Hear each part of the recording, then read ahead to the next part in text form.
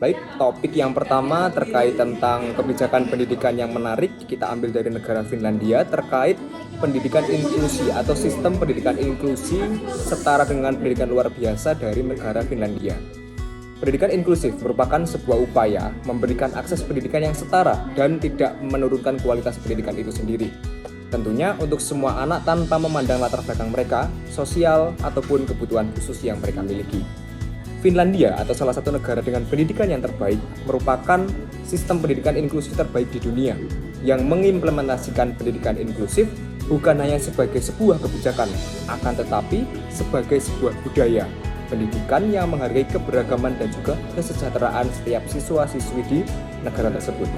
Selanjutnya, pembelajaran dan pengalaman dari negara Finlandia yang maju ini untuk sangat penting juga tentunya untuk negara kita Indonesia dalam meningkatkan fleksibilitas kurikulum, pelatihan guru, dan juga penyediaan fasilitas sarana dan prasarana bagi siswa-siswi inklusif sehingga dapat mewujudkan pendidikan yang lebih adil dan juga ramah bagi semua peserta didik. Kita akan mempelajari tentang sebuah bentuk perbandingan antara sistem inklusif dari negara Finlandia atau sekolah luar biasa di negara Finlandia dengan sistem inklusif atau sekolah luar biasa di Indonesia. Yang pertama kita akan membahas dari pendekatan kurikulum, model pendidikan, peran guru, anggaran pendidikan, dan yang terakhir evaluasi serta penilaian. Kita mulai dari perbandingan yang pertama, terkait tentang pendekatan kurikulum. Pendekatan kurikulum di Finlandia berfokus pada menerapkan kurikulum yang sangat berpusat pada siswa dengan fokus pada pengembangan keterampilan hidup, kreativitas, dan juga kesejahteraan siswa-siswi di negara Finlandia. Kalau kita berkaca pada Indonesia menerapkan kurikulum yang lebih terpusat pada penguasaan materi pelajaran dan juga persiapan ujian nasional. Meskipun ada upaya adopsi kurikulum merdeka yang lebih fleksibel. Poin kedua yang akan kita fokus di perbandingannya yaitu pada model pendidikan.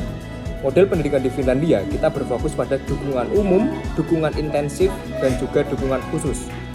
Kita mulai dari dukungan umum mencakup 100% tanpa terkecuali, yaitu dengan berfokus pada 4 hal, kurang lebih diantaranya pembelajaran diferensiasi oleh guru di kelas, strategi mengajar yang variatif, penataan lingkungan belajar yang inklusif sehingga nyaman untuk ruang kelas, dan juga yang terakhir bantuan dari teman sebaya.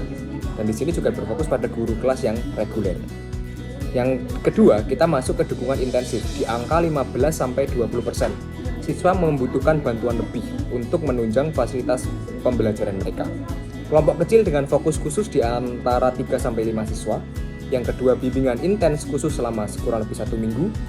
Dan yang ketiga, modifikasi kurikulum yang sementara. Dan yang terakhir, alat bantu belajar yang spesifik. Pada bagian ini, guru kelas juga diperankan ditambah seorang pendamping.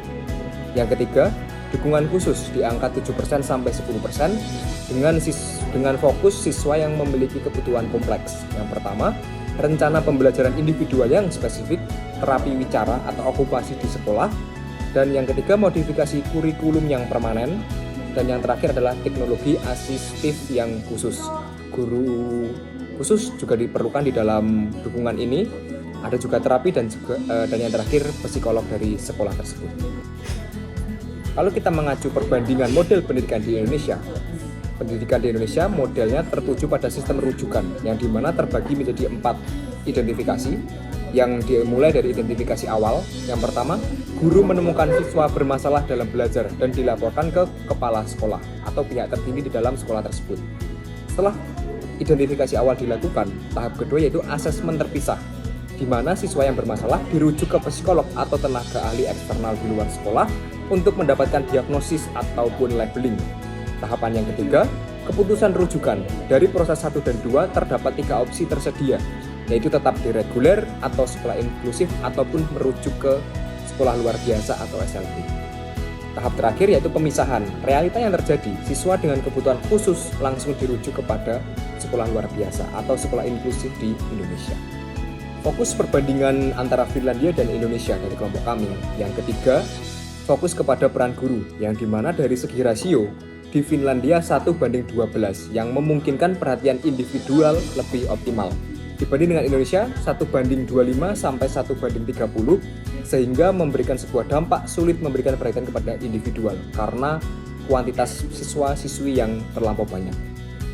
Dan selanjutnya peran guru dari segi bentuk pelatihan. Dari negara maju Finlandia dengan pendidikan terbaik, guru bergelar magister dan pelatihan khusus inklusif wajib untuk semua guru. Sedangkan di Indonesia, kalau kita berkaca, pada realitanya pelatihan inklusi terbatas, sehingga hanya guru dengan beberapa pembimbing khusus yang mendapat pelatihan inklusif dan juga intensif ini. Poin selanjutnya yaitu tentang perbandingan antara anggaran pendidikan dari Finlandia dan Indonesia. Sumber utama anggaran pendidikan dari Finlandia adalah 70% dari APBD, ditambah APBD Kota Madya yaitu sebesar 30%. Sedangkan Indonesia yaitu APBD-nya dari bantuan operasional sekolah pusat plus APBD terbatas.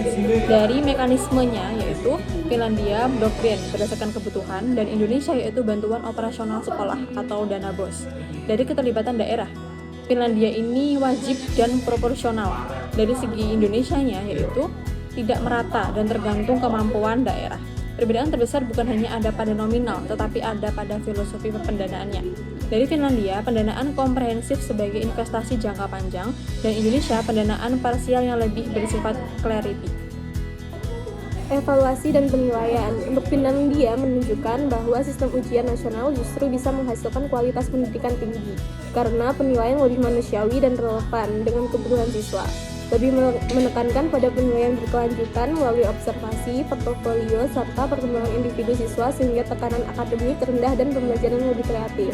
Sedangkan untuk Indonesia masih menggunakan ujian nasional sebagai salah satu standar penilaian, walaupun ada gerakan menuju evaluasi yang lebih beragam dan holistik.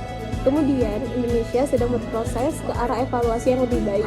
Butuh waktu, infrastruktur, pelatihan guru, serta perubahan budaya pendidikan agar benar-benar bisa fokus pada pengembangan potensi siswa, bukan sekedar angka. Kendala implementasi yaitu 1. Rasio guru, siswa yang tidak ideal yaitu 1:30. Kedua, beban administrasi guru yang sudah tinggi. Ketiga, keterbatasan tenaga spesialis di sekolah. Keempat, budaya pendidikan yang masih kompetitif. Rekomendasi solusi yang bisa diberikan untuk jangka pendek: 1. Tambahan alokasi BOS inklusif menjadi 3 hingga 5 kali BPS reguler. Kedua, dana khusus untuk alat bantu dan infrastruktur aksesibel. 3. Simplifikasi penyaluran pencairan triwulan bukan tahunan. Jangka menengah. Untuk solusi jangka menengah yaitu 1. Integrasi dengan BPJS Kesehatan untuk pelayanan terapi. Kedua, insentif pajak untuk perusahaan yang mendukung sekolah inklusif. Kesimpulan yang dapat diambil dari penjelasan terkait sekolah inklusif kebijakan pendidikan dari Finlandia ini yaitu yang pertama, Finlandia mengusung kurikulum berpusat pada siswa yang fleksibel dan mengutamakan pengembangan keterampilan hidup, kreativitas, serta kesejahteraan siswa. Sedangkan di Indonesia memiliki kurikulum yang lebih tersentralisasi dan berfokus pada penguasaan materi serta persiapan ujian nasional dengan upaya peningkatan fleksibilitas melalui kurikulum merdeka. Di Finlandia, sistem pendidikan inklusif matang dengan dukungan pelatihan guru serta sumber daya yang mendukung siswa berkebutuhan khusus dalam lingkungan belajar yang kolaboratif. Sedangkan di Indonesia masih menghadapi tantangan dalam pelaksanaannya. Pendidikan inklusif terutama terkait infrastruktur, pelatihan guru, dan pemahaman masyarakat. Meskipun ada kemajuan dalam implementasinya kebijakan inklusif. Guru di Finlandia mendapat pelatihan profesional yang intensif dan otonomi tinggi untuk mengelola kelas inklusifnya dengan pendekatan pedagogis yang holistik. Evaluasi siswa di Finlandia menekankan penilaian berlanjutan dan pengembangan individu tanpa tekanan ujian nasional yang ketat. Pendidikan inklusif Indonesia masih dalam tahap adaptasi pada nilai-nilai kesetaraan dan inklusivitas di masyarakat yang sangat beragam, serta sosial dan budaya. Selanjutnya kita akan membahas tentang teaching at the right level. Teaching at the right level merupakan sebuah pendekatan pembelajaran yang berfokus pada tingkat kemampuan aktual siswa, bukan berdasarkan kelas atau usia mereka. Artinya, pengajaran tidak lagi mengikuti urutan kurikulum semata, melainkan disesuaikan dengan apa yang benar-benar dikuasai oleh siswa saat ini. Ada beberapa inti utama dari pendekatan ini. Pertama, untuk sementara waktu abaikan kurikulum standar agar guru bisa fokus memahami sejauh mana kemampuan nyata siswa.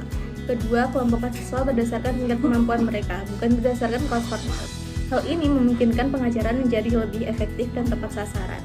Ketiga, fokuslah pada keterampilan dasar yang belum dikuasai siswa, seperti membaca, menulis, dan berhitung. Keempat, gunakan metode pembelajaran yang praktis dan engaging, agar siswa lebih aktif dan termotivasi untuk belajar. Dengan pendekatan ini diharapkan setiap siswa bisa belajar sesuai dengan kecepatan dan kemampuannya masing-masing, sehingga tidak ada yang tertinggal maupun merasa bosan karena materi yang terlalu mudah. Selanjutnya yaitu tentang tujuan dari pembelajaran teaching at the right level, memastikan bahwa setiap siswa belajar sesuai dengan tingkat kemampuan dasarnya.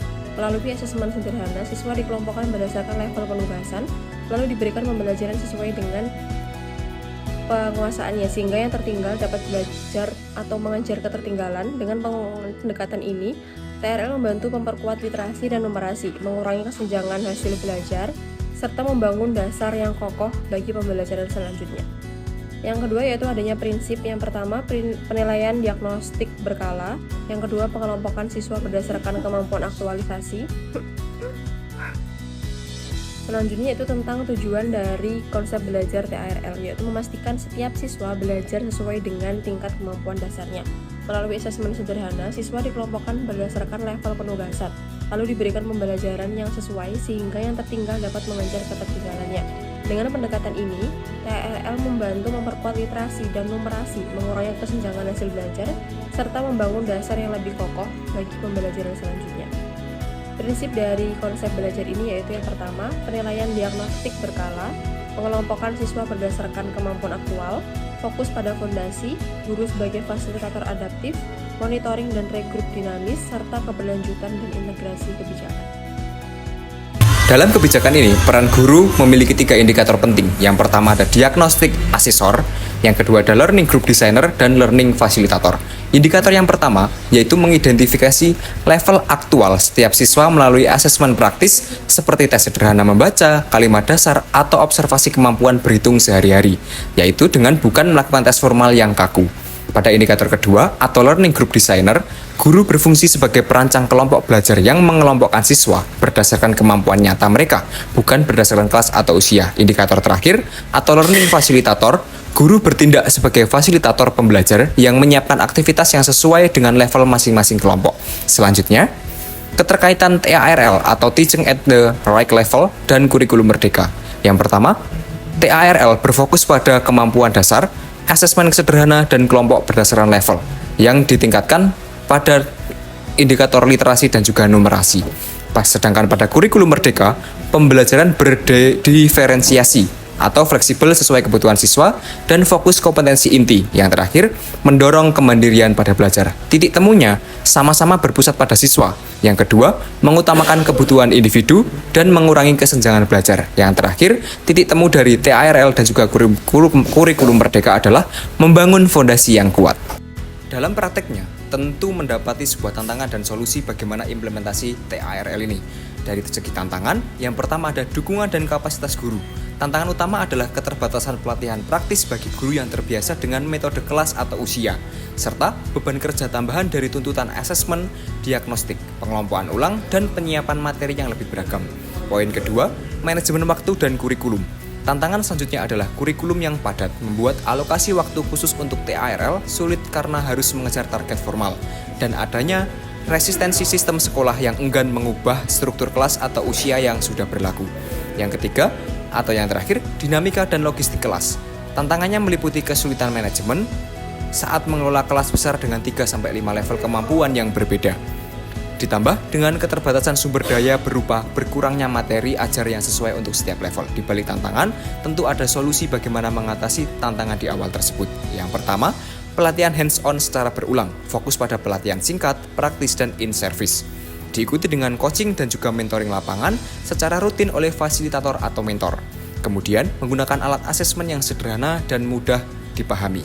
Yang kedua, implementasi TARL dalam sesi waktu khusus, misalnya 1-2 jam per hari, selama periode tertentu, di angka 30-50 hari, di luar jadwal kurikulum utama. Selain itu, menunjukkan bukti dampak nyata dan cepat dari TARL untuk mendapat dukungan.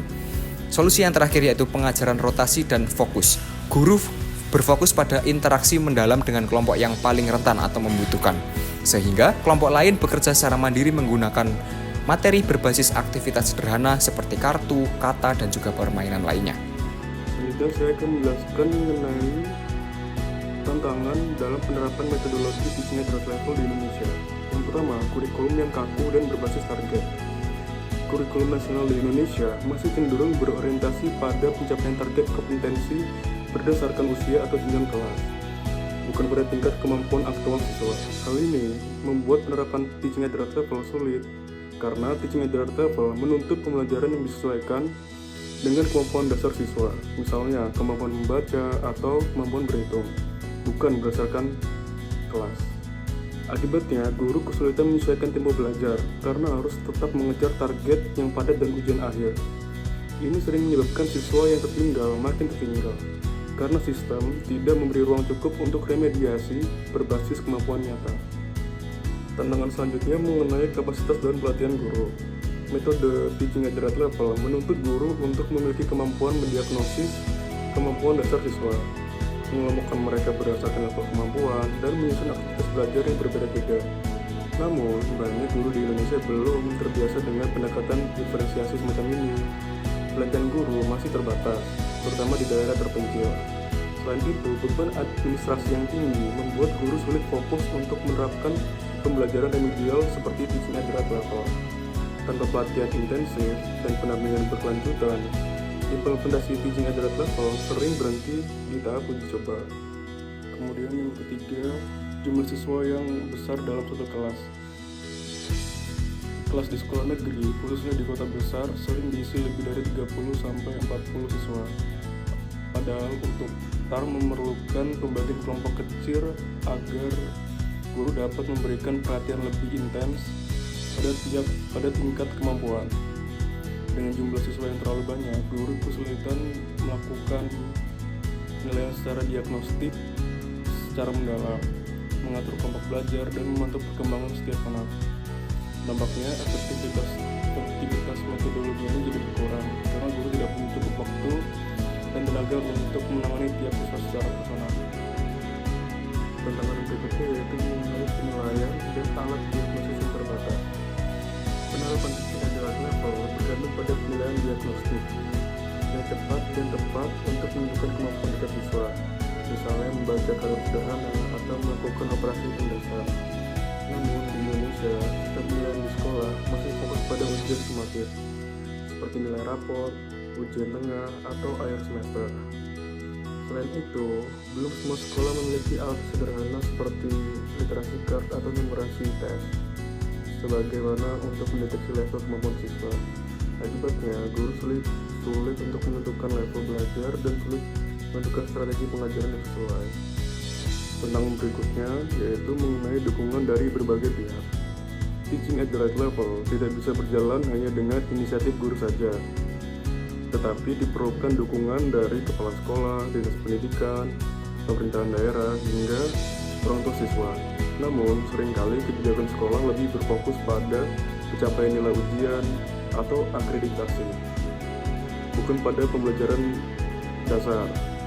Selain itu, dukungan logistik seperti waktu belajar tambahan, alat bantu belajar, insentif guru juga sangat minim.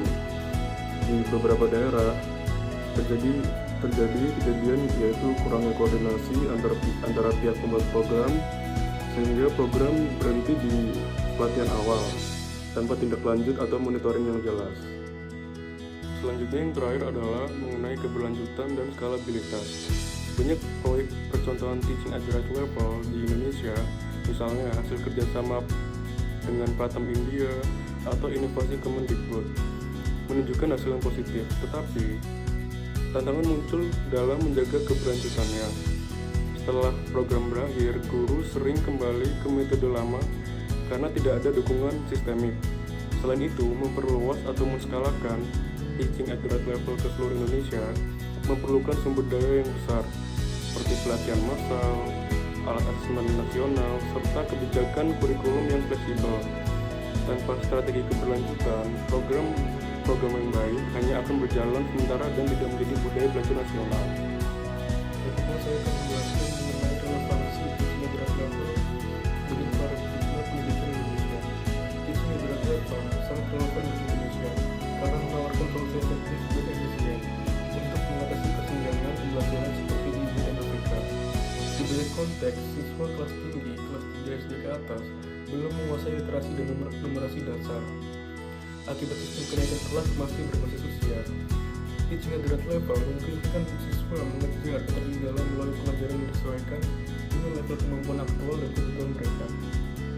Kurikulum Merdeka secara fundamental mengadopsi prinsip teaching at the right level, menjadikannya selaras. Hal ini diwujudkan melalui 3 konsep utama, yaitu 1. Capaian pembelajaran per fase yang memberikan guru otonomi untuk fokus pada kemampuan anggota siswa. Yang kedua, asesmen dan proses wajib untuk menetapkan kemampuan awal siswa. Dan yang terakhir, pembelajaran berdiferensiasi, di mana mengelompokkan berbasis kemampuan sejalan dengan teaching at the right level dan menjadikan praktik nyata untuk menyesuaikan progres dan program belajar. Dengan demikian, teaching at the right level menjadi praktik nyata untuk mewujudkan pembelajaran yang merdeka, adaptif, dan berkeadilan.